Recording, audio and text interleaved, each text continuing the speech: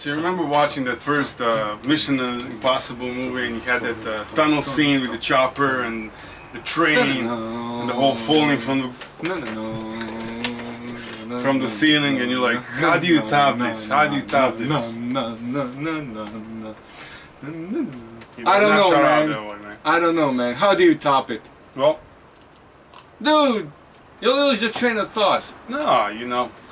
No, there was a question. How do you top it? I'm not answering that question because you've seen it done like 5 times after that. They kind of top it every movie since.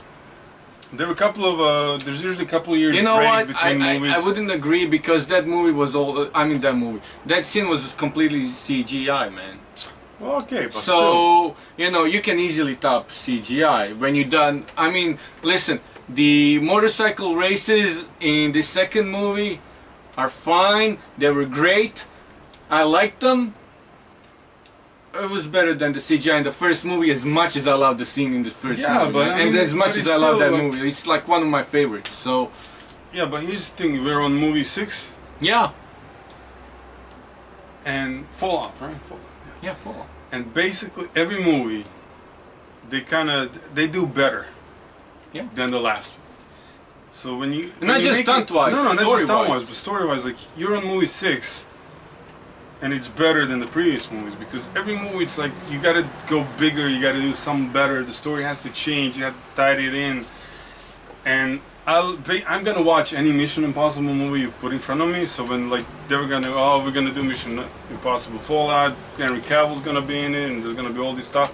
Like okay, I mean I'm gonna go watch it anyways. But like the whole time, especially for me who doesn't watch the trailers, I have absolutely no idea what's happening in the movie. I don't know what the premise of the movie is. I know nothing.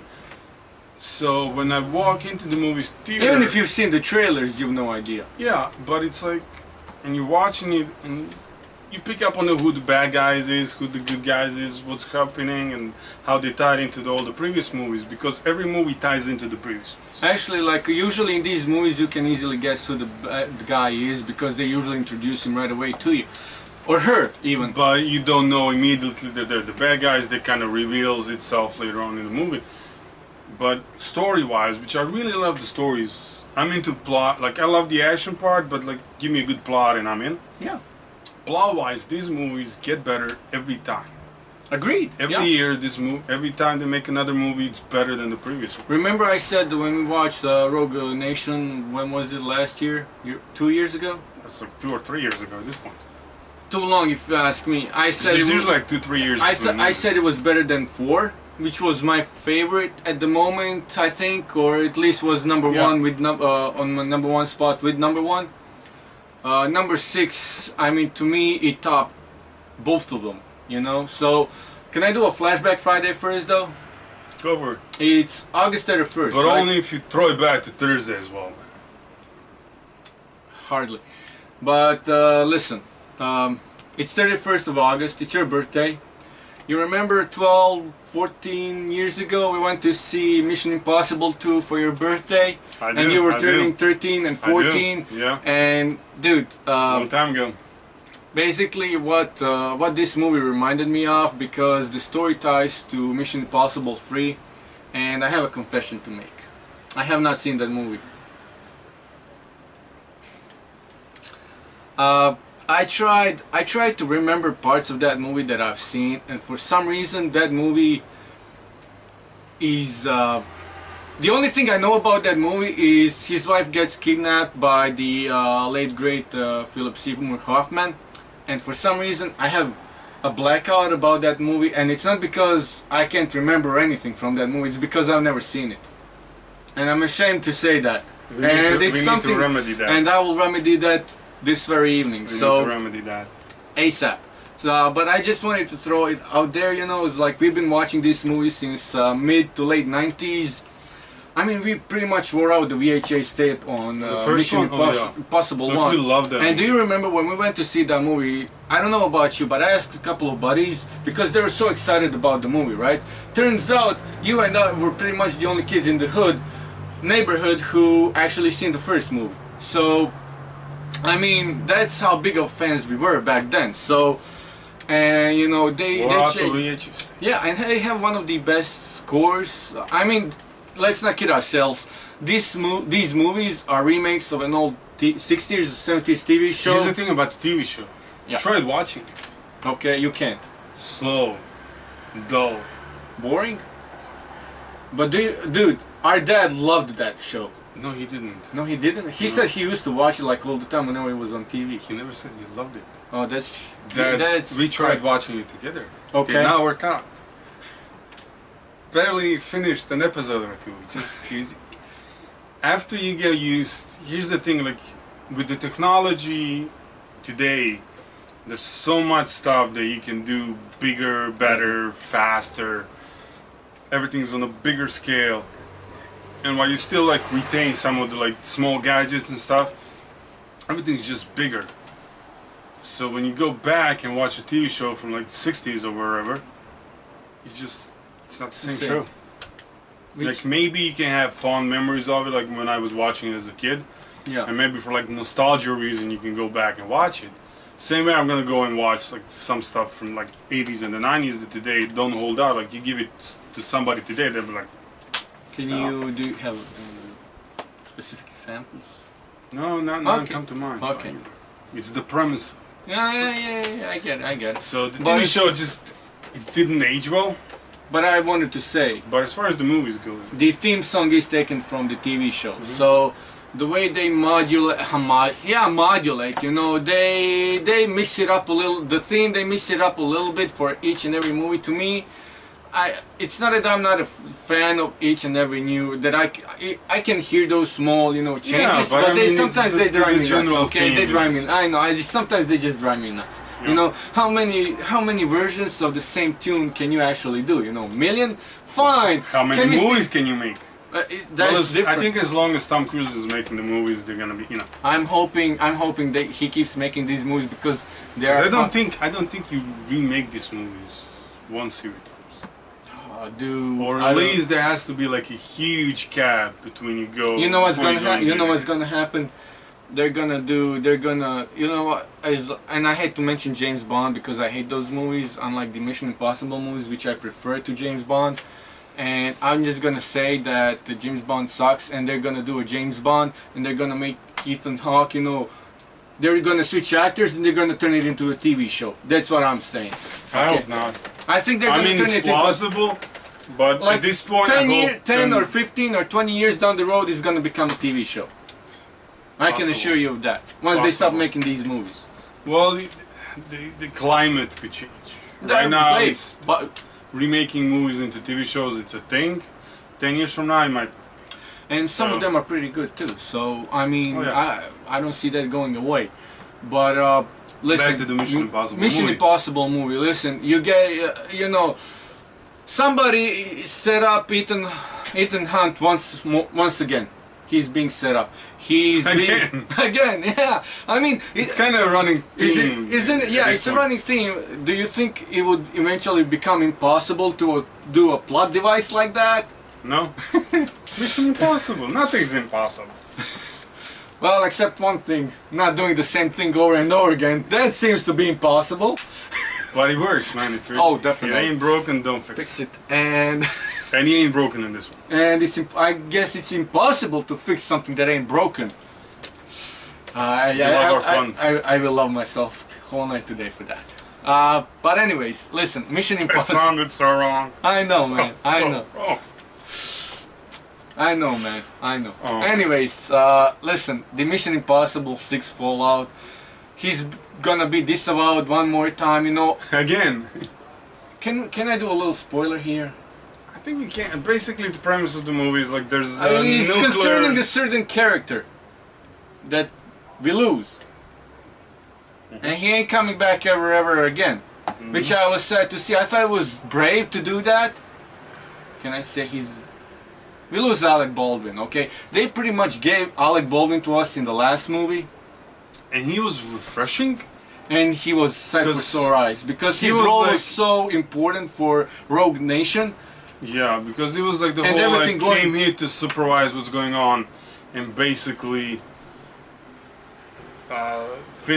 end the program, cancel the program as it is, and then he kind of turns around, sees the good that he does, and he's like, yeah, because I'm not gonna we had cancel, Jeremy I'm gonna Renner supervise it. who was supervising them, and then in Rogue Nation we kind of lost Jeremy Renner. But he was there for like one movie, so it's like yeah, whatever. And then and Tom Cruise is basically who calls the movie together. Exactly. And Simon Pegg and Simon what's Pegg. his name that plays Luther? I mean, come on, man. Vance Rhymes, Yeah, something. he's been there since the first movie. I mean, Yeah. and his I love entrance him. into the I love him franchise was too. pretty good too. Yeah. So and Because he was like the bad guy in the beginning, and then he yeah, joins. he was a hacker. Yeah. And yeah, and so it's like losing Alec Baldwin, and I mean his role can pretty much okay. Maybe his role can be set out like the character that he plays, the overseer of the Mission Impossible force. I mean, it's kind of tricky to do that job. There's a lot of adversaries on political and intelligence side, and so it's tricky. Maybe the next movie will be about a little bit about that too. So maybe they're setting us for something really spectacular here. I don't know, but like I said, it was crazy seeing him being killed, literally being killed off like that. And especially after what they were setting up for him to do. But it kind of serves a certain purpose. Oh, definitely. And here's the thing about the movies is like, not only every movie that you make, you have to basically plan for the next one. So you already have to put pieces in play in this movie for what you're gonna do next.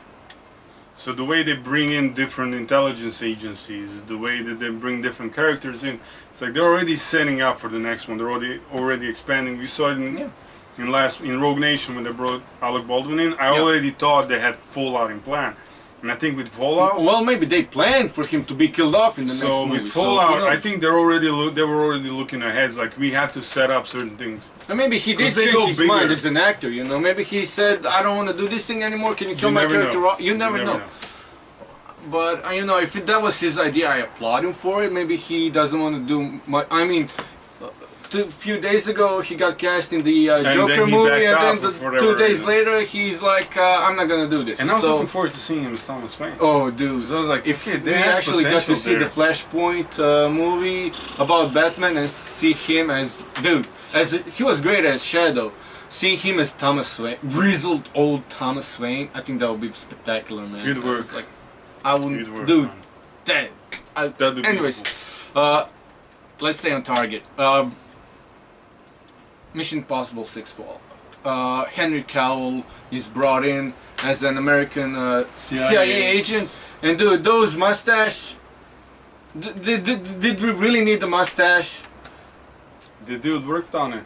I know. He grew it. I know. I think that was a little bit over the top, especially because once he came in, I knew exactly what was gonna happen. Okay, the moment he came on, I knew if he didn't have those mustache, I'd be doubtful about his role, but I'd be still like, he's gonna do that. He's gonna be that guy. He is that guy. Yeah. And he's basically like the world-class assassin. He's like the CIA's top assassin at this point. When you need a masculine out, you said Henry Cavill, and turns out he's, you know, not all nice. He's not all he wouldn't appear at the beginning. So it's like there's plot within a plot within a plot. Yeah, but it's a plot device that we've seen a gazillion times before. Yeah, but listen, when it works. And we're gonna talk about Equalizer like in a minute here in another review, and the same thing happened in that movie, but more about that in the Equalizer review. But seeing him as a spy, I think after the Man from U.N.C.L.E., I mean, in the Man from U.N.C.L.E. was a refreshing movie because it was a little bit, it was more like Mission Impossible than it is James Bond, but it was a nice mix of the two, so to speak. Because it gave you everything. Also another movie based on a TV show. Yeah, exactly, and I liked that movie. Also a TV show. I tried watching that one too, did not work out. Okay. Did not age well. Okay. But the movie on the other hand did. It was refreshing, and we know Henry Cavill can play action. We know he's a good actor. He plays different roles. He's not only known as Superman, he was in other stuff before. So seeing him in that part to me was okay, he's doing something different. He's really good at it. Works for him as well. Like some people, you know, when they play a villain, it suits them really well. For some, you know, you're like, why is this guy a villain, you know? In Henry Cavill, you're like, this dude is a great villain, he should be... Well, not really, he's an antagonist, he's an antagonist, he's not a villain. There's a villain that they bring back, and there's a character, we talked about Mission Impossible 3, they bring back all of that into this movie, and dude, it makes, you know, it's almost like watching Ghost Protocol again. And I'm like, you're basically doing Ghost Protocol again, but it's so good, I don't really care about it. And it's... Because they don't just bring it back, they make it work. Because just like Ghost Protocol, dude, just like the Ghost Protocol, they wait until the very last second to either blow the world up or save the world again for a gazillionth time. Yep. And well, you can't really spoil that ending because anybody who's ever watched those movies knows what's happened. So that's now. While we did drift away from the topic a lot, and we were kind of all over the place, we really, as you can see, we really did love this movie. Dude, I loved it so much. I'm gonna give it a little bit higher rating than I usually do to these movies. The rewatchability factor of this thing is like you'd watch it again. Oh, like not too many times probably. You're not gonna binge it like 3 times in a day. This deserves the Lord of the Rings treatment. Okay, these are 6 movies, man. You have to watch them all. Okay, that's especially the way they tie into each other. Yeah, and they always bring something back from the previous ones, and sometimes they tie into whatever happened like 3 movies ago. And especially from the first movie, they had those masks that they were using. For the most part, they were mostly used in the first and second movie. In other movies, not so much. Yeah, not but so they always much. bring them back for like at least one occasion. Yeah, at least one. And this time they did only one scene as well, and I was okay with it. However, I would like to see more of it because it was so cool watching in the first movie. You don't know whose face is whose and who is who. Especially when you can redo the voice as well. Yeah, it's like, yeah, it's. I think that's then one the of villain is thinking he's. It's one of those. Yeah, it's one of those things that make Mission Impossible special and unique. Stand out. Yeah. Forget about James Bond and all his gadgets. You know, give me one. As you can see, give me one more. Give me an Mission Impossible movie, and I'll be happy the rest of my life. I don't care which movie it is. We're gonna, yeah. Hopefully, we get plenty. So, what do you want to rate it? Like I said, usually to movies like this, I give a 20 out of 30. But for this one, I'm gonna go a little bit higher, and I'm just gonna give it a 23. 23 out of 30. I think is a really decent score. Listen. It's a genre of the movies that we know and love so much. It's nothing spectacular. The way they do it is spectacular nonetheless. I mean, full props for all the, you know, the stunts team, dude. And then it's just Tom Cruise, you know. Every action movie deserves, like, dude, we talked about this before. And a few weeks ago, Disney kind of, they got the Academy, you know, to change their rules a little bit, and they brought in a new category, which is a category for the best popular movie, to me, which is so stupid and so ridiculous. I need to go out more. They did what? Yeah, it's called the best popular movie category. Basically, it's gonna have, so it's a way for Disney to make their movies, you know, receive an Oscar. You know, that's basically what it is. Oh, brother. How they got the Academy to agree to such a rule, I don't know. Why they did it, I know, man. I know. It's all about the money, but dude. It's all about them Benjamins. And another great movie too. To me, a stunts category would be, yeah, stunt. There is a stunt award. It's called Taurus something. Forgive me for forgetting the name. At this point, I think there's a push within the Hollywood to get to stunt people, but men and women recognized as a vital part, because in today's Hollywood, they do, while the main actors still do a lot of stuff. Not a lot. They do more of their own stunts than they did in previous years. I disagree. They do less of them than they used to do before. Really? Yeah, they do less of them because the health insurance on those things is out of this world, and no studio wants to pay enormous prices for actors because of their stunts. And unless, so unless you're Jackie Chan, then like, or Tom Cruise. But they're the only 2 guys that actually do their own stunts as much as they do. Everybody else, you know, they'll maybe do a scene, but then a stunt double is brought in, and that's okay. That's fine. But there's a push to get them an Oscar, but those people which they do deserve, which we were talking about for like years now at this point. Yeah, pretty much. And They need their own Oscar if you want the category. popular movie category, bringing in stunt awards would bring in Marvel movies, it would bring in action movies, it would bring all those popular movies that people like to watch just for the fun of it and nothing else.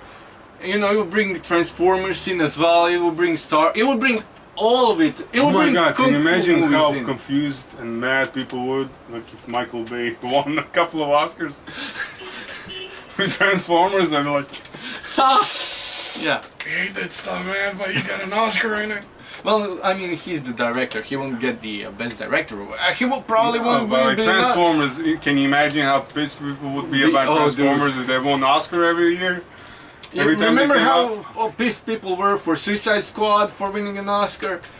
I mean, it was best hair and makeup, but it's you know, it's still viable. And it didn't, also one of the things that Academy did, some of those awards are. I mean, there's already awards that have, you know, secret award ceremony. I mean, it's not public, you know, it's public, but it's not in front of cameras. They're gonna do a little bit more of that now too, so because they want to shorten the length of the entire ceremony, so Of course, people because can less people are watching every year because they politicize the whole event. yeah, and it's just way too long for the regular viewer to watch. I mean, just take us, we don't watch the ceremony. I mean, I don't have much of a life, but I actually have one. I'm not watching Oscars. I mean, spending 3 to 4.5 hours on watching the simple ceremony. I hate ceremonies. I would do away with ceremonies. Yeah. But you know, it is what it is. So I'm gonna do this whole thing we talked about the Oscar. I'm gonna put that in the review as well, but I'm gonna make it separately for it, just like we did with the Keanu Reeves thing with the stunts, because those people deserve their own category. Did you see the picture of him riding a horse in John Wick 3? I've seen something with John Wick 3. He's on a horse right next to a motorcycle and he blows the dude's head Oh, off. right. John Wick 3 is gonna be fun. Yeah, definitely, by far, man, by far. I mean, he's on the run from the all the assassins. Another movie that kind of gets better every time they make it. 3's probably. I'm looking forward We'll to see it. in the number 2 whether they get better or not. But anyways, That's it back from to us. Mission Impossible 6 Fallout. If you haven't Go seen watch it, go watch It's it. a fun movie. What we say, 23 out of 30 for me. What's it for you? 24, 25. You know I like this kind of stuff. We This all- is my bread and butter. Put Tom Cruise in it, it's even better. Put Henry Cavill in it, oh, God. And Simon's the whole Simon Pegg's. comic relief thing that he And does. let's not forget It's the just what's her name? Michelle Monaghan? No, not her. Forget about her. Oh, the MI6 one? Yeah, the MI6 woman. I forgot cannot her name. remember her name. But Michelle Amazing. comes in us. Forget about Michelle Monaghan, man. Who cares? I mean, it's her character that's vital to this movie. What they did with her, amazing. But as far as the actress goes, I don't care. Beijo, professor.